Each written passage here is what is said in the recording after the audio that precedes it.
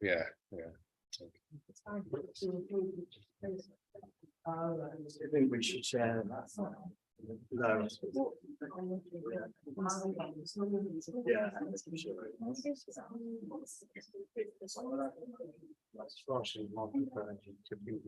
Yes.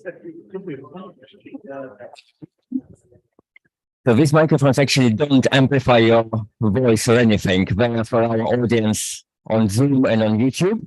We have several people on Zoom now, and God knows how many we have on YouTube. Hopefully millions and millions of them. Welcome to tonight's event. It's a joint event of Middleway Words Book Festival. The festival we started last year, and so it's our second year running. And for this event, we joined forces with Society of Authors Warwickshire, of which we have several representatives here, and Fran is going to chair it. And she's part of the committee for the Society of Authors Warwickshire. I'm not going to talk much. I will just encourage you to join us for events on Thursday and on Friday and on Saturday and finally on Sunday for the Poetry Day. So please check the website middlewaywords.org.uk. Sign up if you haven't yet. Everything is free. And I think it's time to start our today's talk. So Fran and everyone, floor is yours. Thank you. Well, welcome everybody to this Middleway Words event. To those here, those watching online now or watching later. Tonight is all about writing non-fiction, specifically about local history. And we were going to have Sheila Skillman here. You might have noticed from the publicity, and she wasn't able to come, but David Morse is a super stand-in, so we're going to meet him later with the other two. And thank you to Esquires for having us here. It's going to be a really good evening. I'm Fran Hill. I'm just down the road in Leamington Spa. I'm an English teacher by profession and also a writer. So my most recent book came out in 2020, and that was a memoir of my life as a teacher. And I have one coming out, a novel coming out in April with Legend Press.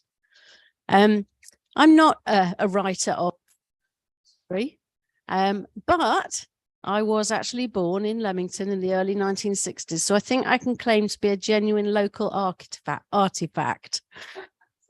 Probably qualifies me to be here and chairing this meeting.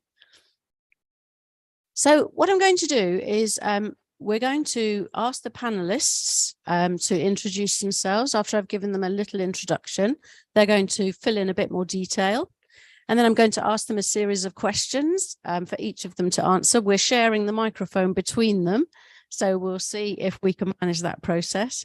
And then they're going to also be reading from their books. I think you're all prepared to do that, aren't you? Yep, already. Read us and give us a little bit of a taster of what they've written. And then one or two little sessions of audience questions. So that will be later on. And hopefully a little bit of time at the end for you to chat to the audience. Let's look at who we have on the panel tonight. I don't mean let's look at who we have, and as in stare rudely. I mean let's just meet them. So first of all, I'll go to Rob. Rob lives in Rugby, born and raised in Coventry before pursuing a career. And I've stolen all this from your book, so I hope it's true. He's been a magazine writer and editor for 20 years. He also writes fiction. You could ask him about that. He lives in Rugby. I think I already said that. David Morse lives in Leamington. He's a member of the Leamington History Group. And he's compiled and edited a personal diary, which was published in 2020. And it's the recollections of a member of the Factories Unit of the 1st Battalion of the Home Guard between 1941 and 1944. And this diary chronicles their daily experiences as they train. I found it really interesting to look at some of it because it happens around the places where I live. Dave is an established local speaker on this and related subjects. I didn't introduce Rob's book, so let me just rewind and do that. Rob's written 101 places in Coventry that you shouldn't miss. And we were saying earlier, you might have missed them if you got stuck on the ring road and gone somewhere else, but that's what he's written.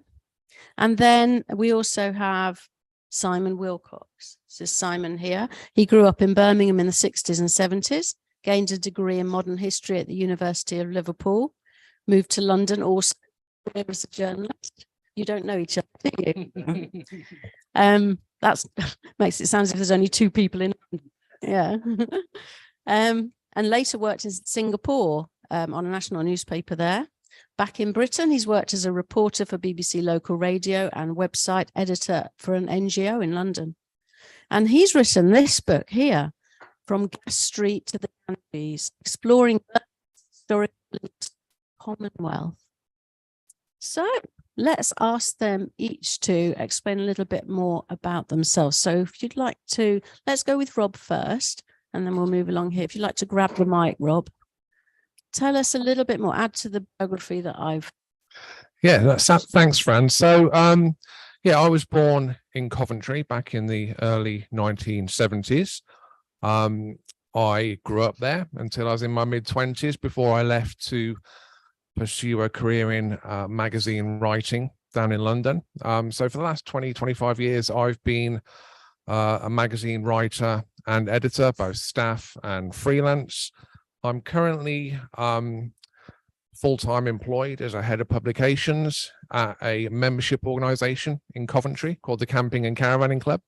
But down the years, I've written on all subjects, travel primarily, but also cars and sports. And yeah, my book here today, 111 Places in Coventry That You Shouldn't Miss. I wrote in 2020 during the middle of the pandemic. It was published in spring 2021. Okay, I pass across to Move to David. Tell us a bit more about yourself, David. Good evening, everybody. For the last 22 years, a great interest of mine has been the Home Guard. And people often ask me, well, was I in it? Which I take with a smile rather than offence. Some of my relatives were in it, but I don't know of anybody personally who was in it in the time that I've lived in Leamington Spa. And that's one of the issues I found with writing the book that I've done, which is about a small group of Home Guard platoons in Leamington, the factory units. And that is different to Rob's book and to the following book, because it's about a particular group of people rather than an area like Coventry or an area about Liverpool. And so I found certain difficulties that we'll discuss later on in the panel. And that's about as much as I'm prepared to release at this stage, because we're still talking about top secret things here, because I signed the Official Secrets Act. So I'll hand it over to you, sir. So David. Yeah. So I prepared a few notes here. So as you say, Fran, I was born and brought up in Birmingham in the 1960s and 70s. And the first thing to say about this is that my parents were both sort of ordinary middle-class type of people, but notable in their own way. My mother was educated at arguably the best school in town, which was King Edward's, and went on to become a teacher for a while. And my father was a journalist. And I add these personal details because personal stories are important to my book, which is this, From Gas Street to the Ganges, as I might explain later.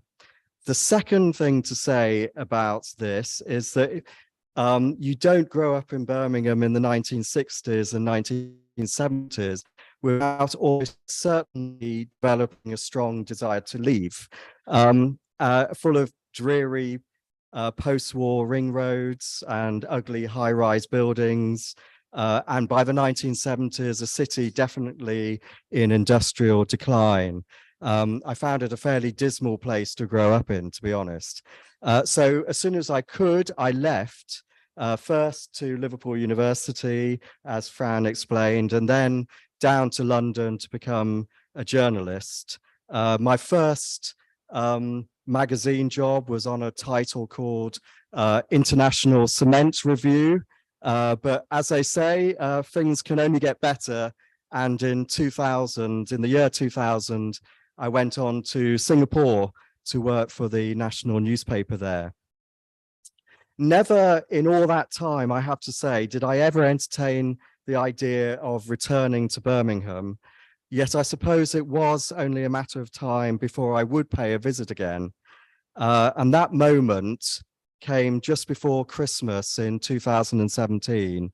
My mother had recently passed away, my father a long time before that, and I felt a sudden need to go back and see the old place again, wander around for a couple of days, explore the city centre, walk around the canals. All very ordinary, really. But then it was a few days later that the news came through that Birmingham was going to host the 2022 Commonwealth Games. And in the time that I've been away, Birmingham, of course, had become this incredibly multicultural city, with a large portion of its population hailing from the Commonwealth, from India, Pakistan, the Caribbean, and so on. And in way of parallel, I've been away working in a Commonwealth country as well, Singapore, and done quite a lot of traveling around Commonwealth countries, Sri Lanka, India, Malaysia, and so on. So the whole thing got me thinking, what if I wrote a history book bringing all these aspects together, bringing the local and the global together, and looking at Birmingham's historical links with the Commonwealth? And what if I tried, as far as possible, to make this book centered around people's lives, the stories of people from Birmingham who in previous centuries had gone off to places like India to seek their fortune, or people coming in the other direction, particularly after the Second World War, arriving in Birmingham to seek a new life. So the result is this book, which was published in June 2021. Thank you, Simon. I think it's time now to get each of them to read a little section from their book so that you can have a taster of the kind of thing they've been talking about. So Rob, go in the same order and hear from you. Tell us about what you've chosen, why, and then read us what you've. Yeah, sure. So I'm just going to read the foreword to 111 Places in Coventry, you shouldn't miss, simply because it gives you a snapshot of the whole and sets the scene for what the book is about. So Coventry is home to around 400,000 people whose heritage lives on in its architecture and art, from its visionary centre to its outlying estates. In this book, we've tried to capture the city's character through the stories of its unique but perhaps lesser known places. The difficulties of 2020 couldn't dent the enthusiasm of the Coventrians we spoke to. We'll share their passion for everything from artisan brewing to the history of watchmaking, from producing the theatre in Art Deco surroundings to a shrine to Phil Silvers. We'll reveal Coventry's major medieval influence and an industrial heritage from cloth making to becoming an engineering powerhouse producing cars and bicycles. Indeed, the production of munitions made Coventry a prime target in World War II, resulting in the Luftwaffe flattening its medieval heart and influencing its appearance today as the city emerged from the ashes of the Blitz. We'll cast light on a quirky homage to Lady Godiva and the origin of the phrase "sent to Coventry." We'll reveal the significance of the elephant on the city's coat of arms and the crest of Coventry City FC and its inspiration for architects. We'll also explore the influence of Coventry's long roll of homegrown stars, from man like Mobeen's Guz Khan to Bhangra star Punjabi MC, rap artists, actors and inventors, politicians and sporting stars, to the impact of being awarded UK City of Culture status in 2021. as well as locations such as the city's cathedrals and Boho Fargo Village, will help you find gems including the largest bookstore in the region, the origins of the two-tone music scene, and George Shaw's paintings in the Tile Hill area. For me, writing this guidebook has been a nostalgic and inspirational journey. I hope it reads as it's intended, a heartfelt tribute to the city of my upbringing, and that you too find inspiration in its pages. So yeah, that really sort of sets the scene for my book. Pass that on to David. So can you tell us the origin of being sent to Coventry and what that means? Because I've always wondered. Yeah, it dated back to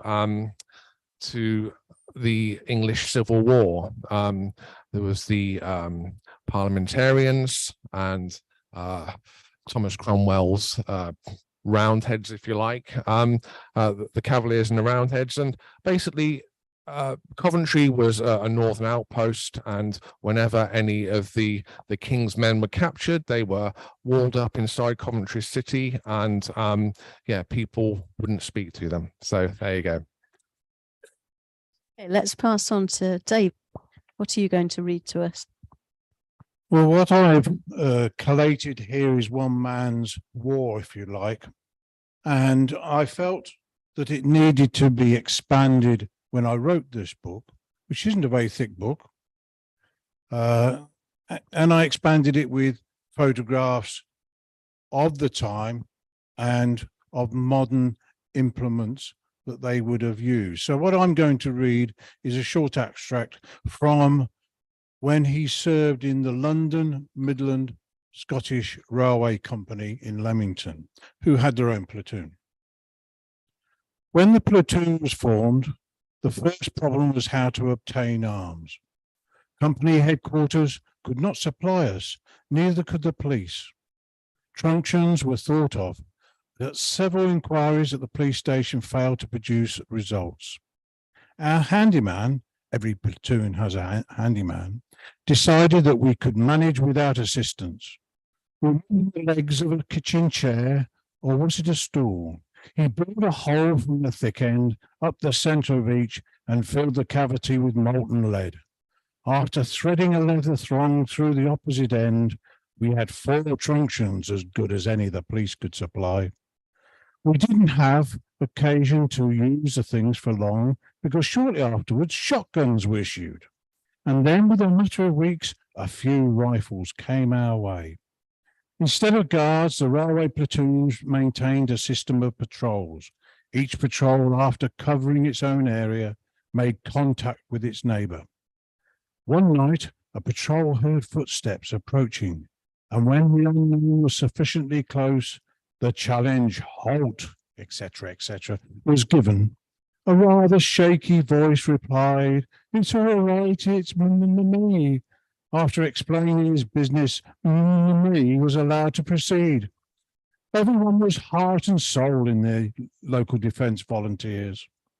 Several times a week, and also on Sunday mornings, we engaged in arms drill, foot drill, musketry, and shooting with an air rifle. Once again, our handyman lived up to his name by cutting a piece of metal to the shape of a parachute and suspended a piece of lead to represent a man. Snap shooting was also carried out. Later on, we had the job of taking over 2 sets of hairpins.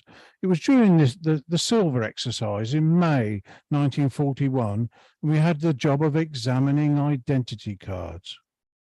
The number examined is unknown, and in any case is unimportant except for the fact that out of the scores of people who were stopped, the only one to object was a clergyman. Next, I've just thought of a question which I hadn't thought of before, but I'm going to ask it now while I remember. Dad's Army is that sitcom is a representation of the Home Guard, isn't it? So what's it is and it isn't. Having done your research, how does it shape up? It was written by a man who had been in the Home Guard. And these incidences that happen each episode apparently occurred during his time.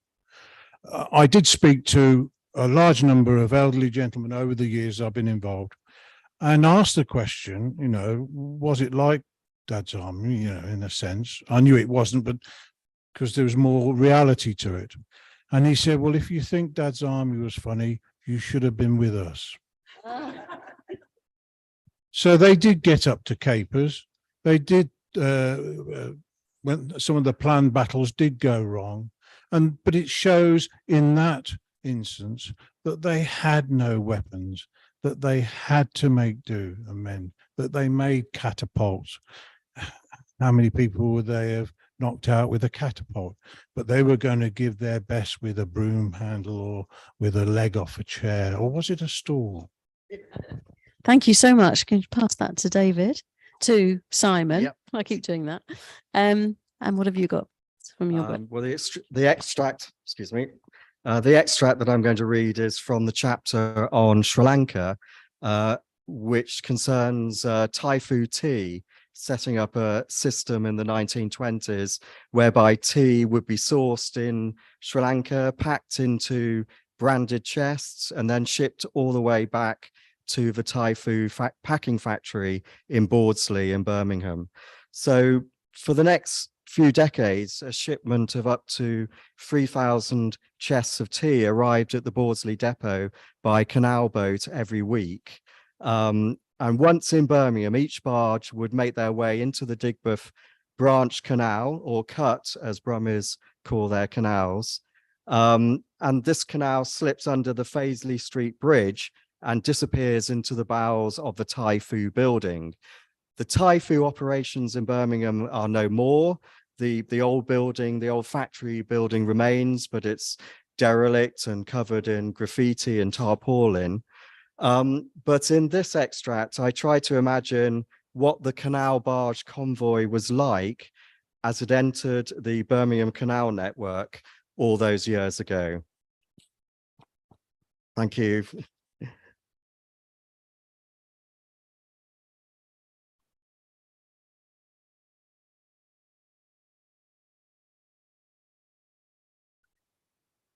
And then the lead barge in the Thai Fu convoy is descending the flight of locks between Brinley Place and Water Street on the Birmingham and Faisley Canal, dropping more than 100 feet before furrowing under the Livery Street Bridge as the line of the cut forces its way between low warehouse windows and the sooty walls of factory yards. Notwithstanding the industrial precision of the waterway, the line is always half hidden. Unless you are a cargo handler at a local wharf, the channel of water is always below this window line or that stone walkway.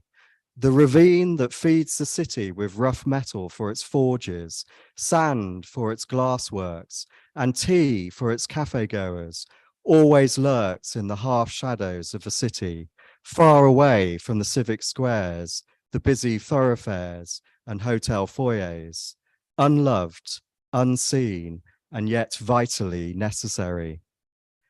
I can see it now as the lead barge and the Thai Fu convoy slips along the gully, severing the Victorian tenements of Gloucester Green from the bingo halls and breweries of Aston and into the Digbeth Cut. A November fog begins to unfurl over the water. Very little can be seen or heard now as the bargeman's hand tightens over the tiller. Accompanied only by ghostly shapes on the towpath, the dripping water in the gloom of the Curtston Street tunnel, and the flickering lights of the banana warehouse at the junction with the Grand Union Canal, the boat now enters the Thai Fu Basin and under the Faisley Street Bridge. Moments later, it's slipping into the long-lost secret wharf of a Thai Fu packing factory. Thank you. Keep the mic, actually. Okay, We'll yeah. start with you this time. Thank you. That's great to get a taste, isn't it, of the kind of thing, another little snippet later on, which I think you're all ready for, a second snippet. Yeah, okay. I think we might fit that in. So let's start more of a discussion really now about the writing process and what's inspired the book. So we'll keep it with, I've done it again. Yep, so- it's fine. Okay. Tell us a bit more about what your sort of personal inspiration is, and was for the book, and why you wanted to put it together. You mentioned a little bit, but tell us more about Yes. that. Well, as I said, I went back to Birmingham in the sort of dying embers of 2017 and walked around the city again. And as I said, I've been away overseas for a few years, but my roots were also firmly in Birmingham, and I just really wanted to marry the two. I really wanted to connect the local and the global, and write a slightly different kind of local history book that incorporated the global. I guess it's because I think that you can't really understand local history without putting it into a global context. I mean, looking at your style, you know, as you read it and the things that I've read from the book, there's a real creativity behind the way you're writing it. You can tell that you're trying to recreate Oh, sure. the scenes. Sure, Where's that inspiration come from? Yes. As you say, I'm trying to recreate scenes. I'm following people's personal stories, like the founder of Typhoo, John Sumner, who went off to Sri Lanka in 1909 to set up a tea operation there. And in the absence of hard facts, there are a few sources that tell the story of him going to Sri Lanka, but there's no real sort of hard facts about his trip around Sri Lanka. So it had to be a work of fictional reconstruction. And I think I'm a sort of believer in employing fictional techniques in non-fiction. So trying to put narrative drive, story arcs, sort of vivid instances into the book so that it reads a bit like fiction, but actually it's non-fiction. I think you've achieved that, really do. Let's hear then from David, the real David. David, tell us a bit more about what inspired the project and what kept you going in the project, because I imagine it wasn't easy to do all that compiling and bringing it all together. It wasn't, but what I tried to do initially was collate more information than was available on the Leamington Home Guard, which is the 1st Battalion, Leamington and Warwick, basically. There are a number of books already been written by ex-Home Guardsmen from Leamington about the Home Guard. There's lots of photographs of the different platoons, the gas, electric, Flavels, Fords, and so on. And some of them made up the book that I've produced. But to try and get detailed information was very difficult. There was no information on how they did their training, the battles that they took part in locally. Whereas if you go to Southam, 20 miles away, there's a book about 1/2 inch thick, and it tells you all the weapons they had, who was in charge, where they went, the training they did, because somebody wrote that straight after the war. And there's nothing for Leamington and Warwick. So how could I write something about my hometown? I've collated maybe 700 names now of people who served in the local Home Guard, but with no details. I've got names and I can't put photographs to the names. So what I found in amongst a whole load of papers I was kindly given was this typewritten document, this personal journal of one man's war, one man's time in the Home Guard. That's been published before, but it hasn't been published like that. It was published just as text. So I selected that. I could build the story up using photographs from the local Home Guard, as well as photographs of equipment that I had got. And I think I've done it justice, because that man's record has never been put, and I still don't know who he is. No, that's right. We ought to make that clear, that it's anonymous, isn't it? You don't know. There's a name on the back of the paper. Was it him? I can't even find him in any documentation. So now, recently, in the last year, I had to pay for some papers for Kenilworth Home Guard, which is all part of the same group, a different platoon, because they were going to be lost. They were found in a skip in Coventry, and this man made some money by selling them to me. And so there'll be further information. It's a long job to do that, and I'm sure the previous speaker found the same, and the speaker in a moment found the same himself, that to get all the information that you want is a difficult thing. But that was an individual's time in the Home Guard, so it's enabled me to pinpoint that book, and that's why it's not a particularly thick book. It's his personal account. So do you feel in a way you've given that man a voice? Absolutely, because he couldn't have imagined that in 70 years' time, people would be able to read about his experiences, and there are a lot of funny moments in there, as I said earlier on about Dad's army.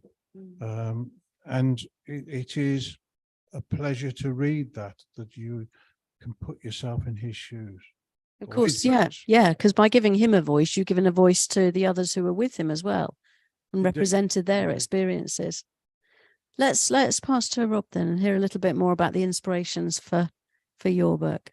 Yeah, so I kind of came to writing 111 Places by accident, really.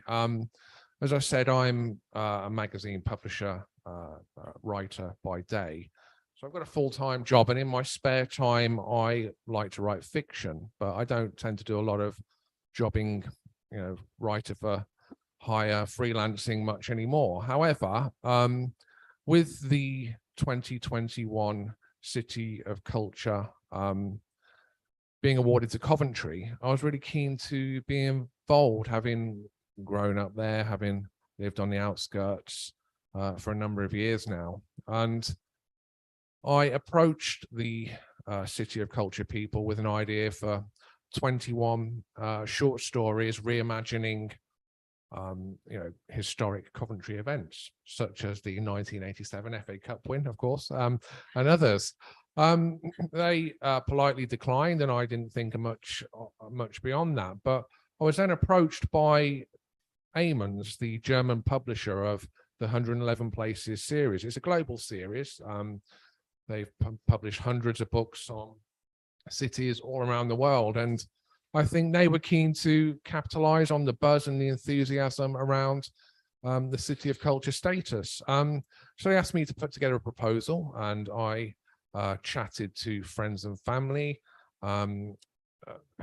looked at various historic guidebooks to the area from people like David McGrory and websites by people like Rob Orland, and thought, yeah, the more I dug in, the more I dug about, the more I found of interest to me as a journalist and travel writer primarily, the more history really began to fascinate me. So I put together the proposal, and it went from there, really. So I wouldn't by any stretch, declare myself an authority or a great historical authority on Coventry. What I've done is instead, it's a very tightly prescribed format, a full page picture alongside 1,870 characters of text. I mean, it really is that kind of cookie cutter.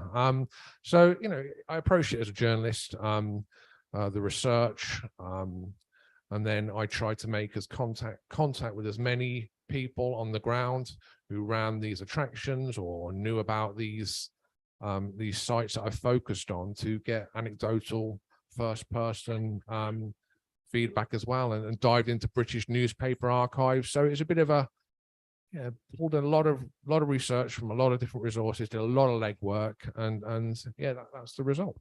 And there's lots of variety. I mean, maybe you could give us an example of some of the sort of extremes, the things people might not expect to find in the book, because I thought some of those subjects that you're tackling are really interesting. Yeah, there's quite a broad variety. I mean, the brief for the 111 Places series, it's not a typical or traditional travel guide. It's very much focused and aimed at local residents and experienced travelers who just might not have been aware of these little quirky off the beaten track or off the beaten path hidden gems in and around them. So that's very much the brief. So, you know, I focused on things like, you know, where two-tone was born, which was the sort of ska-based music style from bands such as the Specials and the Selector. Looked at, for example, a tragic memorial to a young policeman who was killed in the line of duty back in the 1980s, and there's a small memorial plaque to him on the site there. It doesn't generate lots of news today because it's nearly 40 years ago, but it's still really fascinating and of interest, and a real you know, local tragedy. I mean, one of the things I found most interesting was a headstone to a man called John Parks in Coventry University, Coventry Cathedral's grounds, and he was a gladiator back in the 17th century, and it tells the story of you know, I dug into it. He fought all over Europe as a gladiator. He was a fascinating man. So there's all these wonderful, quirky, characterful things that I managed to unearth and write about. It's interesting that you've all got in common, really, the fact that you're bringing to life the lives of people, even though the books are ostensibly about places, which is really interesting. So I'm going to ask you another question, and then I think what we're going to do is just have a few audience questions. So be thinking of what you'd like to ask about what you've heard so far, and then I think we'll do that again later on.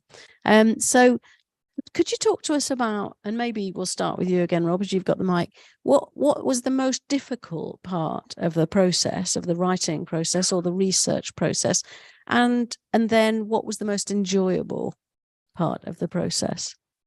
The pandemic.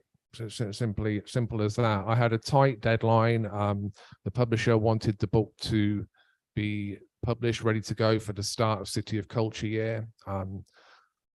We went back and forth with the proposal as we fine-tuned my suggestions, and they green-lighted them. And then the pandemic hit, and obviously a lot of the attractions and the premises, the places became, you know, off bounds. They were closed. So I had to really hustle and work around those short windows of reopenings in 2020 when things opened up again, and chase people to get access to properties, to places, to people. It was that was really difficult. But yeah, in the end, really worthwhile. When I did manage to get the access and did speak to the people, it lit me up, and I think it really enthused them to be sharing the stories, knowing that it would be published in this travel guide history hybrid book that would tell the story of Coventry in a year when the city was expecting millions of extra visitors as part of its City of Culture status. So it just really, it was tough, but it kind of took off, yeah. And the most enjoyable part of writing? Most enjoyable part of the writing, I think, was probably sampling the artisan beer at Dylan's Brewery in, well, two breweries. Yeah, I really enjoyed that. But as far as the writing, I think getting feedback after it was published. There's a guy called Pete Chambers, who's a Coventry historian, a regular columnist in the local papers.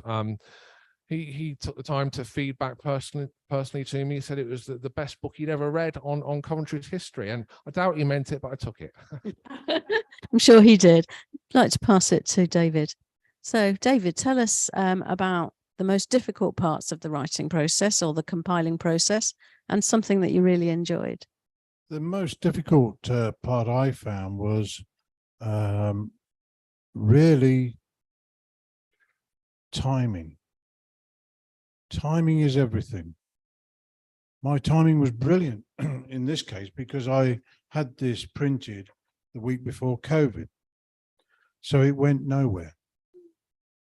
And it still hasn't, to be fair. I've got to revisit that and get all these copies out into the places like bookshops that concern them. As far as doing the book itself, it was relatively easy. There was the journal. I emphasized in a more modern way, if you like, some of his comments, and I tidied it up a little bit. But I would say 98% of what is in that book is what he wrote. It was difficult, as Rob has suggested, keeping down to the 800 and whatever characters, because I had lots of pictures. So I could have produced a book as thick as Rob's, but it would have been all pictures. And therefore, that would have lost the emphasis of what I was trying to present in this, which is one man's story about the Second World War. To try and write another one about further aspects of Leamington and Warwick Home Guard is going to be difficult, because it's going to be a little bit much of the same as this. I'm used to producing documents, so putting it together was quite easy, accepting the criticisms of a friend of mine who's done about 10 books was a little harder, but they were all said in the right vein, and he helped me a lot do the presentation and get the right pictures in the right shape. So it came together quite well. And what's given you the most satisfaction? What's given you the most satisfaction about the project? Carrying 2 boxes of those home and seeing the look of my wife's face when she said, "Is that what you've been doing?" Thank you. Let's hear from the most difficult and the most enjoyable parts of the process. Like Rob, it's the pandemic, the most difficult part. I was lost in a lovely world of research at the British Library and the Wolfson Archive at Birmingham Library and the Cadbury Library at Birmingham University. And then everything went into lockdown. I almost finished all my research, but there were a few strands of research left to do at the time. And I do remember driving in a panic down to London one day before Christmas 2021, just before London was going to go into lockdown the next day. And I sort of whizzed down the motorway, skidded into a car park at King's Cross, put my mask on, went into the British Library for 3 hours, did some final bits of research, and then spent about 7 hours getting back home again, stuck on the A40 coming out of London. So yeah, the pandemic was definitely the biggest challenge. As far as the nicest parts of putting the book together, it has to be following the stories that I unearthed. So following some of the historical characters that I found. So people like Charles Freer Andrews, who went to school in Birmingham and ended up going to India in the early 20th century and joining the civil rights movement and becoming best friends with Mahatma Gandhi. Another character, Helen Caddick, who Victorian lady who traveled the world against all the sort of Moors of the time. So that was the best bit of the experience. Thank you. If you keep the mic for the moment. So just put it over to our lovely audience, I think, for the minute, and see if you've got any questions. And the way this will work, because I have the mic and you don't, is that if you ask a question, I'll repeat it so that people online can hear clearly. And then, so we have Rob and we have David and we have Simon. Ask all three of them, or an individual.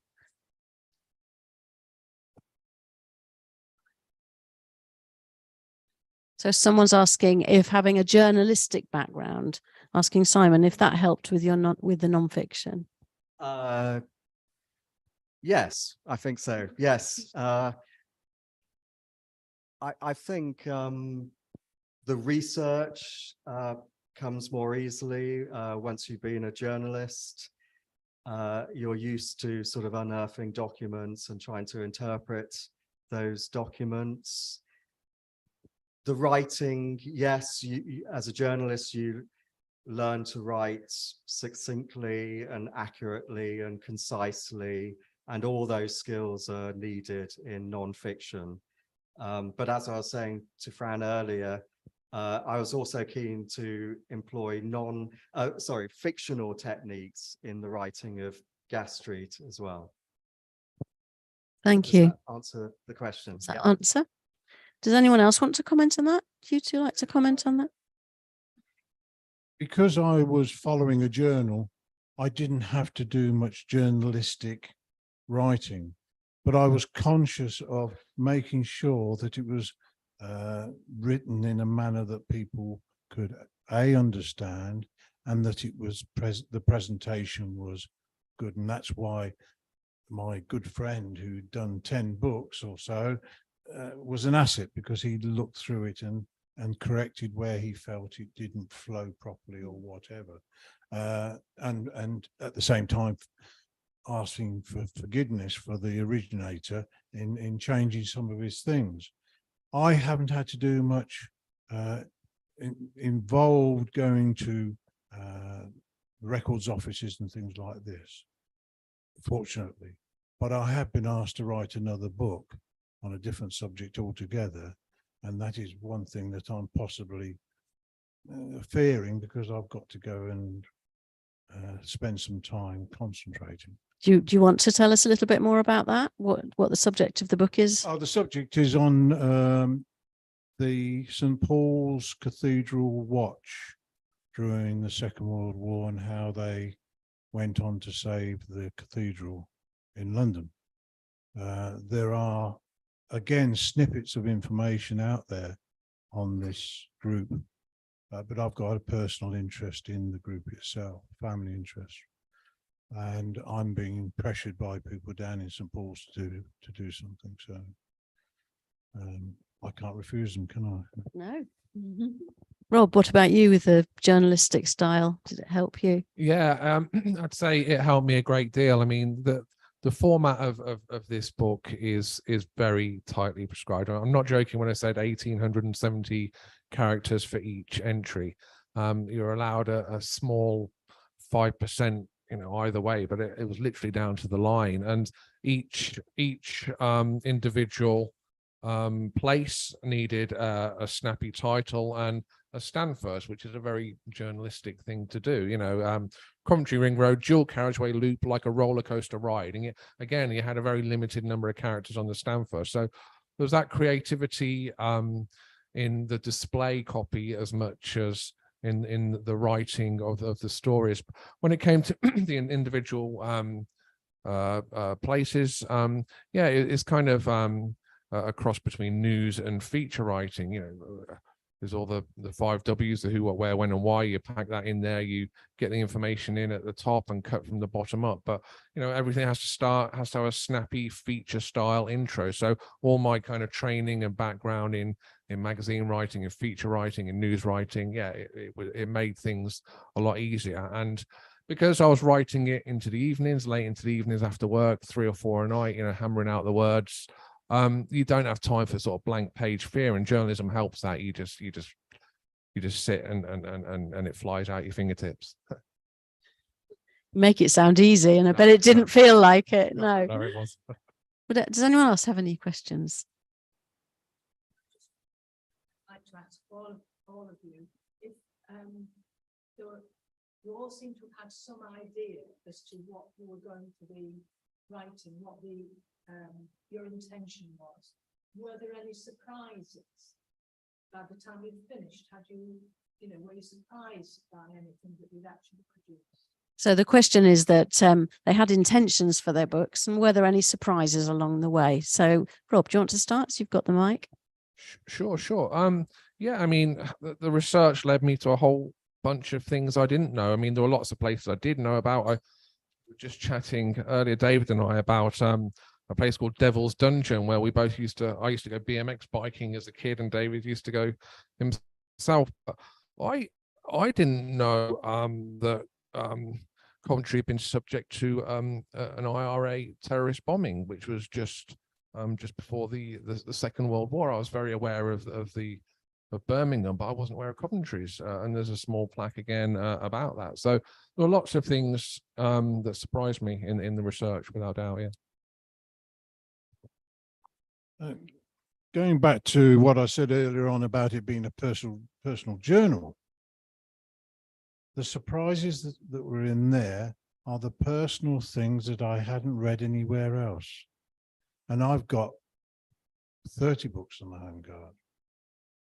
And a lot of them, such as the one on Churchill's Secret Army, it's a half-inch thick book, but it doesn't give the personal touch that this man inserts into those pages of how they got soaking wet, or how they camped out in tents up at Bishop's Tatch Brook after wading through the Tatch Brook, the actual brook, and then sitting down to a glorious meal under the stars.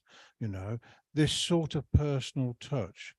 That's what I found about researching that and putting it together, to the extent that I kept on reading it. A lot of books that you'll find on subjects such as the Home Guard are written as a nationwide sweep of the subject, not personal. Thank you. I spent a lot of time in the Wolfson archive at Birmingham Library, looking at diaries and papers and minutes. And you approach all these boxes of documents with certain ideas in your head, certain stories in your head. And I needed material about Birmingham's links with the slave trade.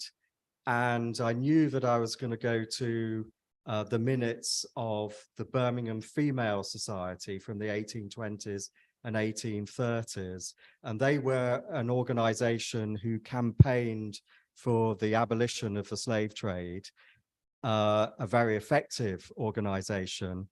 And I think that I was surprised about how effective they were in putting pressure to bear on the British government to abolish slavery throughout the British Empire in 1833.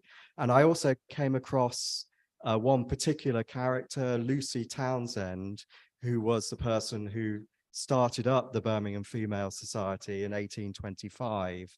And I was surprised by what a sort of force of nature she was, and how she drove this campaign for the abolition of slavery. And then you have this story, and then of course another story comes out of it. And the other story that came out of it was, as far as I know, there are no statues to Lucy Townsend in the whole of the Midlands, but there is a statue of Joseph Sturge, who was a man and a fellow abolitionist at Five Ways in Birmingham. So why isn't there a statue to Lucy Townsend? Good question. Who else had a question? This lady.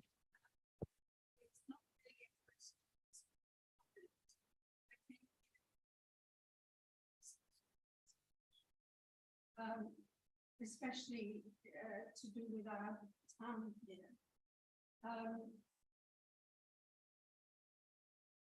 I feel that there's a certain history with the Indian community, particularly here, that has not yet been catalogued. I came here at the age of 9 in 1956 and spent my school years here and so on. And then I travelled to Birmingham, and I have a totally different impression of that city, but everybody, it's very personal. I taught in Birmingham for 33 years, there is a lot of history, but my journey, I particularly liked what you did with the title, because that is my journey, if you like, in the other way. I came looking for inspiration, and I think I found a little through what you've been saying. Just a word about the title, I suppose. A word about the title. Sorry, can I just get you to repeat a little bit of what the lady was saying and then answer? Oh, Yeah. Yes. So you were talking about your journey from India, I guess, to the Midlands and Leamington Spa, and then to Birmingham. And you taught in Birmingham for 30 years or so, 33 years or so. And really your journey has been the opposite of the title of my book, from the Ganges, as it were, to Gas Street. And I just had a word to say about the title of my book, which was inspired by a poem, an 18th century poem by a Birmingham poet called John Freeth. And he was writing a poem about the establishment of the canals in Birmingham around Gas Street Basin, and how those canals would open up a world of business for Birmingham all the way to the Ganges. So that's the inspiration for the title. But I really take your point about the other way round. I think post Commonwealth Games, I'd like to, in fact, I've started writing a reflection on the Games, and I think I'm going to call it From the Ganges to Gas Street. It's lovely alliteration as well. As an English teacher, I appreciate that. David, you'd like to respond? You've suggested that you've been trying to look for information on some of the different nationalities that have moved into Leamington, not necessarily your own. There is a book coming out, and it's going to be printed before Christmas, The Commonwealth and Leamington, where we've interviewed, because I'm on the committee of the Leamington History Group, where we have interviewed various nationalities, from the Irish that came into this area because of the construction industry and the Kenilworth bypass, right through to people like yourselves that came over from India or from Africa when they were evicted.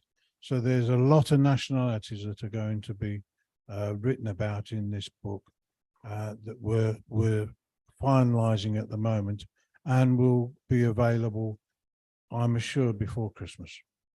So if anybody in the room here tonight wishes to give me their details, I can advise them when that becomes available. I think you'll find it very interesting. Thank you.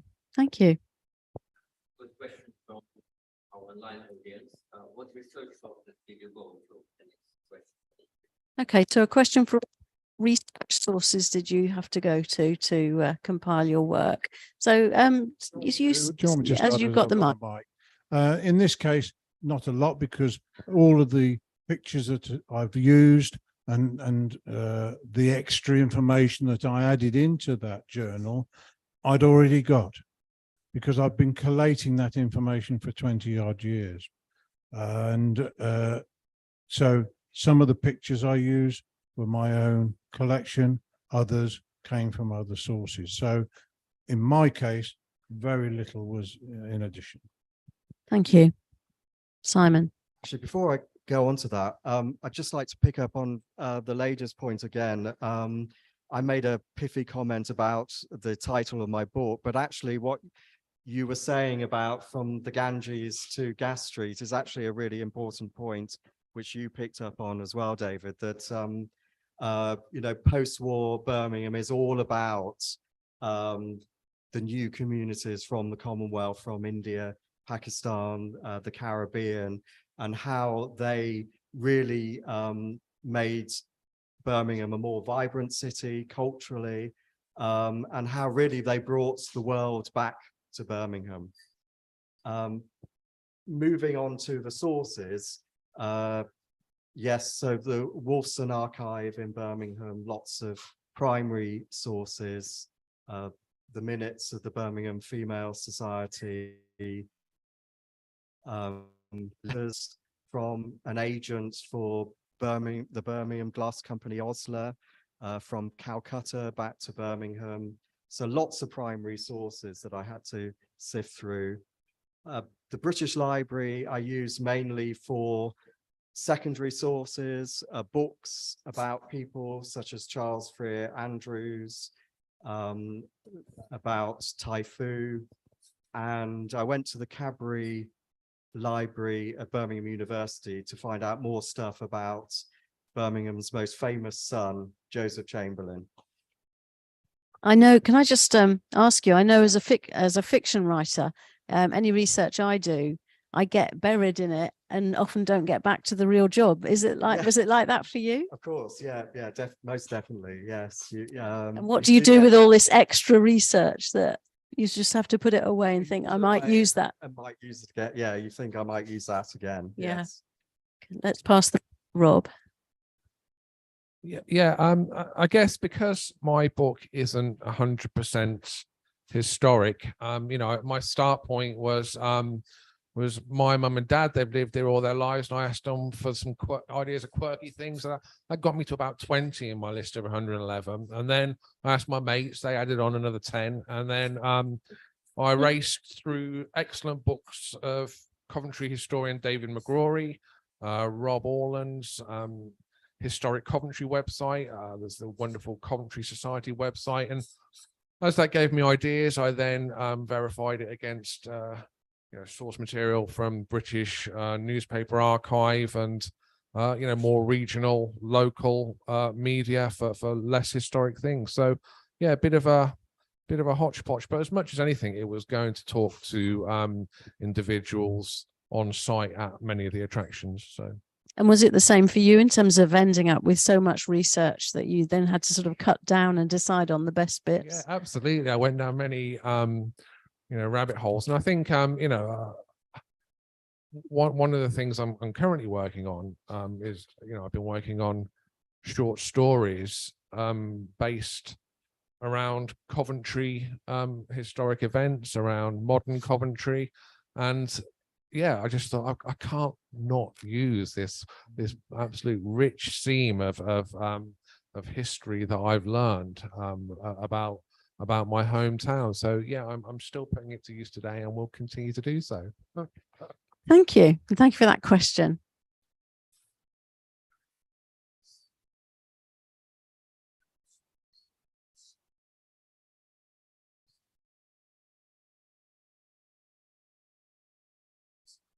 So the question is, how do you stop yourself becoming sidetracked by all these interesting things you're finding out? You kind of don't, but for me, I'm not sure if it's the same for you guys, but I really respond to a deadline. Deadline pressure makes me deliver. So I had such a tight time frame to deliver this book that I had to park a lot of the more the interesting rabbit holes I went down and I'm now bringing into fiction whilst I delivered this book. So yeah, a good stern deadline works wonders for me personally. Thankfully, I didn't have any deadlines, only what I felt I could do whilst carrying out all the other hobbies that I've got.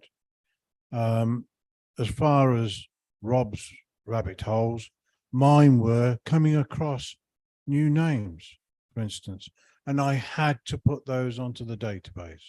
They had to be recorded because tomorrow I might have forgotten what that name was, or that rank, or the fact that they got chucked out of the Home Guard for whatever.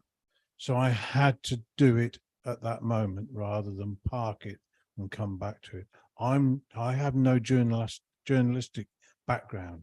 I haven't got the dedication of my colleagues either side of me to sit down and do the work that they do. So whilst that didn't take me that long, it probably took them took me far longer than either of these gentlemen would have done, because I had to stop and start to make sure I kept the record straight. Thank you. What about you, Simon? What are you disciplined? Do you have any sort of strategies that you can advise people for staying on track? I'm not terribly disciplined, but a deadline does focus the mind. It's easy to get sidetracked, but with Gas Street, there were certain central pillars that I could hang the book, the whole book around. I knew that I had to write about the Caribbean, and I knew that I had to write about the Indian subcontinent because of the new communities in Birmingham. And those really form the central chapters of the book.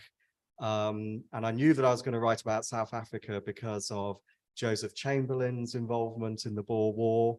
And I knew that I was going to write about Australia because my father was a journalist for Birmingham newspapers in the 1950s, and he went on this fantastic press trip to Australia in the 1950s with the Austin Motor Company and the Morris Motor Company, so that Birmingham's linked with Australia at the time. So there were a number of central pillars that I could hang the book around. So that really kept me sort of together and disciplined. Good to hear it. Was there another question here?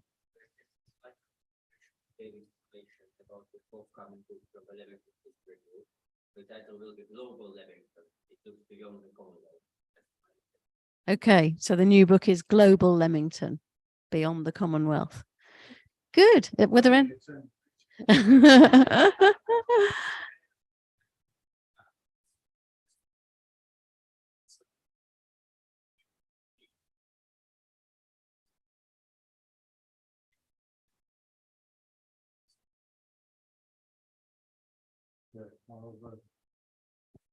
I'll progress. Good. Just setting up some contacts. Did anyone else have any questions? I think we'll hear another snippet, if that's all right with you. Should we start with you, Simon? Yes. Let me hold the mic while you Yeah. find your second snippet.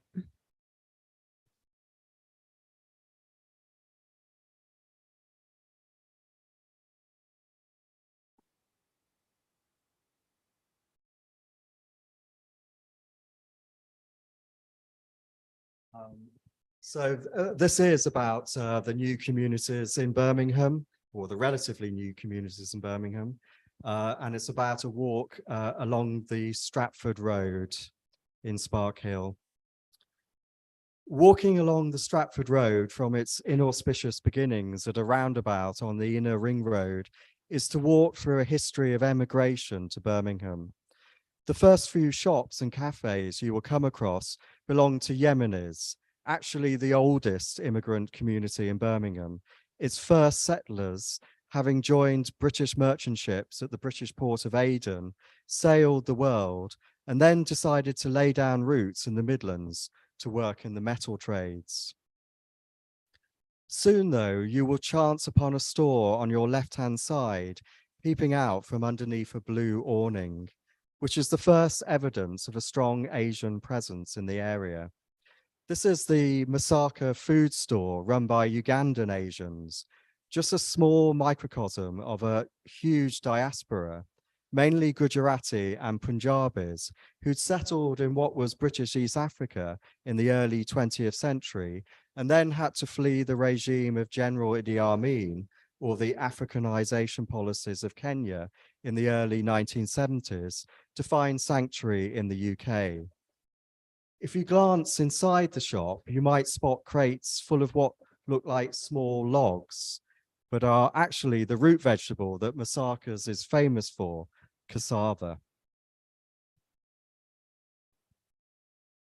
Carry on, and you will reach the junction of Stratford Road with Highgate Road, its tight triangular geometry containing more than 50 Balti restaurants at the last count, their gaudy signs sprouting out from old Edwardian red brick terraces in the Balti triangle. Adil's is there, So too are Imran's and Al Fazl. Beyond the junction, the Stratford Road takes on all the patina of a traditional English high street, except that practically all the goods on sale have a distinctly Eastern flavour. There is the Indian jewellery shop at numbers 355 to 57, D Jewellers. And along there is the Bismillah Halal cake shop. A few doors down from Bismillah's, there is the Nafis Indian sweet maker. A tiered cake or a jalebi snack for a wedding, perhaps? As for the wedding dress for the bride-to-be, there are a number of sari shops on the Stratford Road, as well as Midlands Textiles, the Indian fabric store, at numbers 517 to 19. One of the longest running establishments, meanwhile, is the Go Hill Emporium at number 381, which opened its doors more than 45 years ago. Started by Nanji Gohil, an Indian Gujarati from Dar es Salaam, who came to study in England in 1973, the shop, now run by his daughter-in-law, is packed full of all sorts of wedding accessories, from garlands of jasmine to figurines of Hindu deities.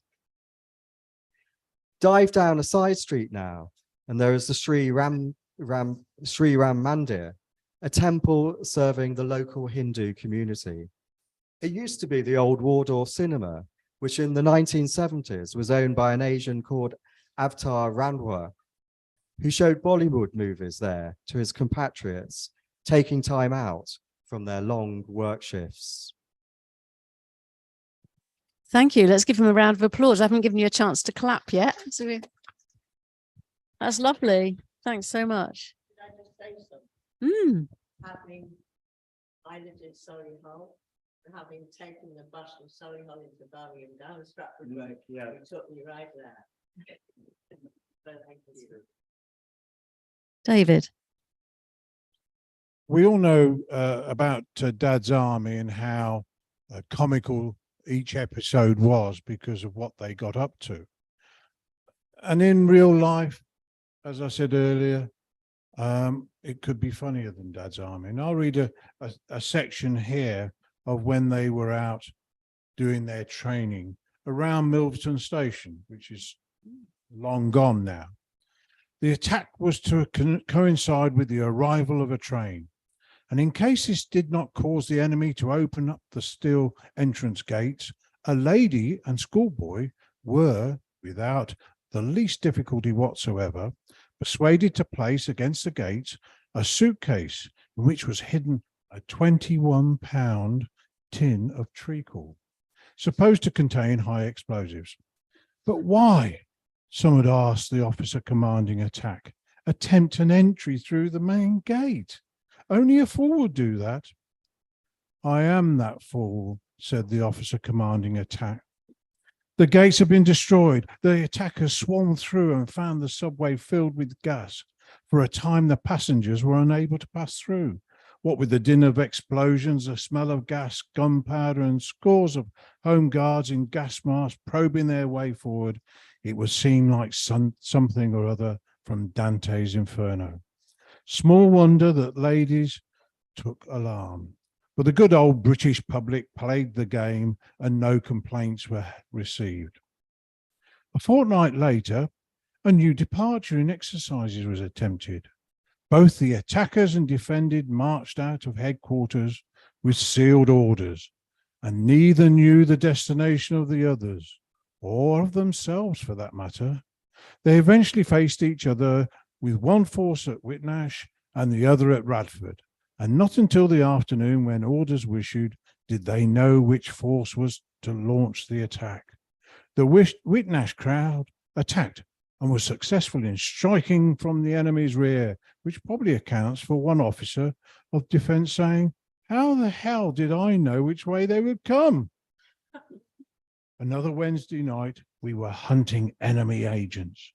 It was I'm putting emphasis on this. It probably didn't. You're doing really well. It's very entertaining. On another Wednesday night, we were hunting enemy agents. It was a full moon and plenty of snow lay on the ground. The objective was the traffic island in Rugby Road, Milton, which had to be approached from the north.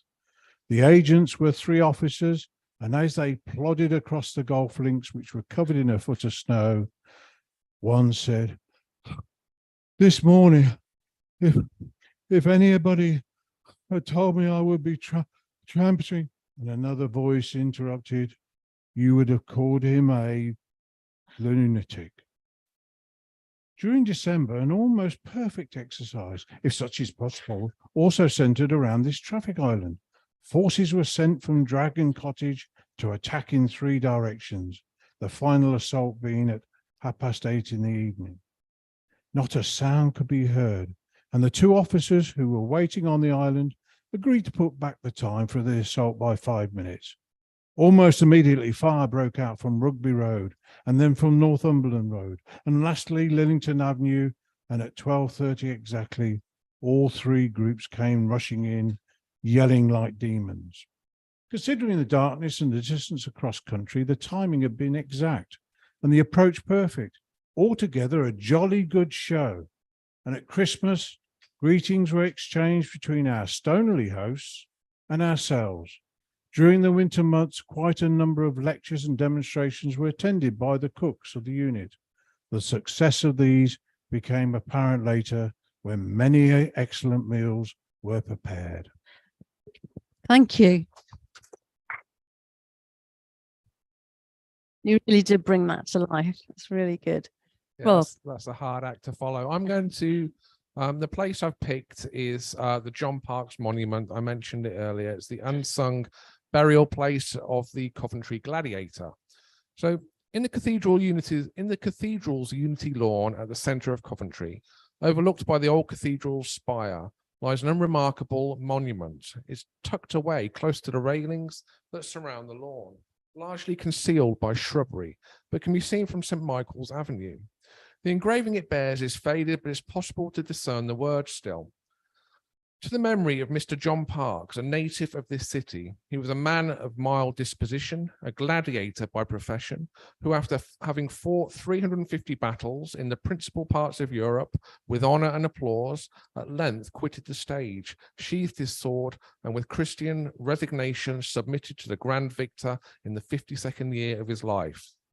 John Parks, who lived from 1681 to 1733, is buried in the former church graveyard, where a few headstones remain, polished smooth by the elements over the centuries. This particular memorial dates from 1978, supplied by Coventry stonemason Woodheads, and is just the latest replica of the original, which deteriorated beyond repair. Parks was thought to be a professional sword fighter and fencing master, but was also known as a boxer at a time when prize fighting was coming into prominence.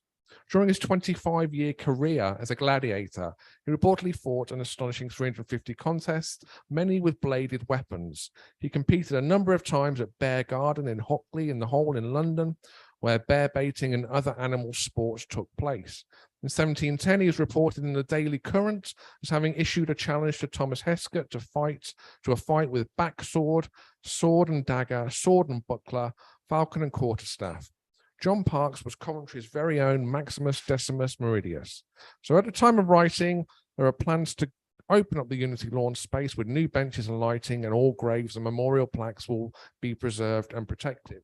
So when I saw it, it looked like that. It was, I mean, you couldn't see it. It was buried in foliage. It was literally unviewable, and it was blackened I had to really scrape to read it.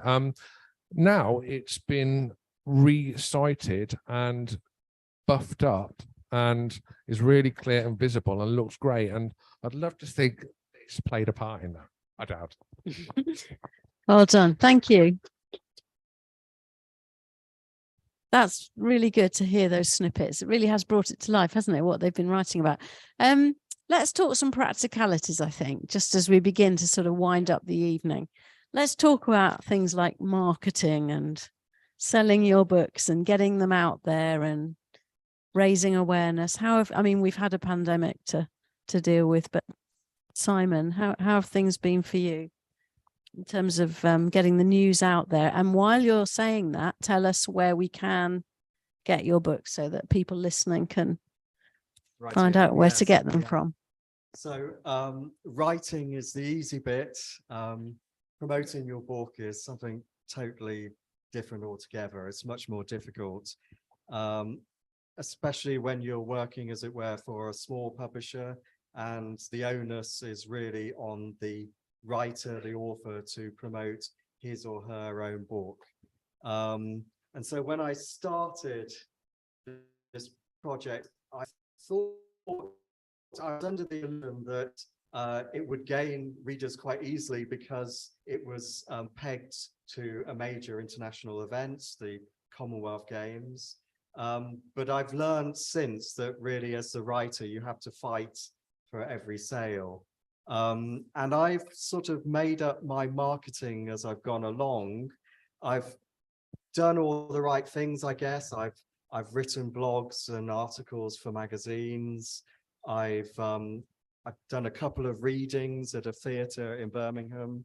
I've tweeted madly, but it's, you know, that the sales are in the hundreds rather than the thousands, and I think it's difficult sometimes to take in the disappointments. You know, once you've written an article and you're looking for a surge in sales and it doesn't transpire, it's a disappointment and it's difficult to deal with. So I think my advice to anyone starting up is really draw up your marketing plan before the book goes to publication, and in that marketing plan factor in disappointments. So when you come across a disappointment, you've got a plan B, and you also know which shoulder to cry on.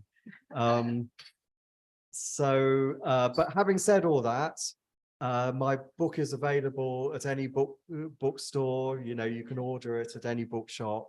It's also available online with online sellers like Amazon, and it's also available on the History Press website.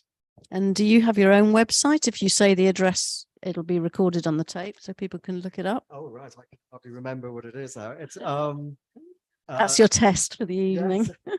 I think it's, I'm going to have to come back to you on that. It's Simon D. Wilcox. Google you. Yes, excellent, yes. Thank you, Google. I use the website so rarely that I've forgotten the, and I don't promote the book on it, but perhaps. Well, I found it, so Oh, it must be can you tell possible. me the address? No. Okay, let's hear from David. It's simondwilcox.co.uk, I think. Oh, thank you. My book that I produced was a self-publication. Never having done one before, never been in the sort of businesses that Rob here had been involved with and had that background experience. So I wrote this to a certain extent through rose-tinted glasses, thinking that the copies would fly out all by themselves, of course, you know, without any assistance from myself. And so it was a bit of a rude shock when I was delivered 2 boxes of books, albeit that I'd had some advice from my friend who'd already written all those books of his as to how to get them through Waterstones, for instance, because they are interested in selling local history books. The library, and I had to supply them with 9 copies or whatever. But then COVID, we've mentioned it a number of times tonight. That hit knocked me back on 2 heels. I'd already managed to sell some to friends and family, which is good, but not commercially good. And a good friend of mine had put it onto his Facebook site and had heavily publicized it for me there, suggesting that people with Home Guard interest buy it. So now I've got to relaunch it. Those 2 years have probably given me time to think about it, rather than producing a book, getting it to the printers, getting a lovely edition, it looks good, it's the right colors and right size and all that sort of thing. Now I've had time to sit back and say, right, when the best time to relaunch it? And it's probably February of next year. Reason being, it's before the military show season. So all of the military shows that people go and do their reenacting after, the ones that they're interested in, that is probably the most important public that I need to get it out to, because there are lots of home guard books out there, not quite like this one. So it's been a shock to me doing it and finding out that COVID could get in such a way as to stop it dead.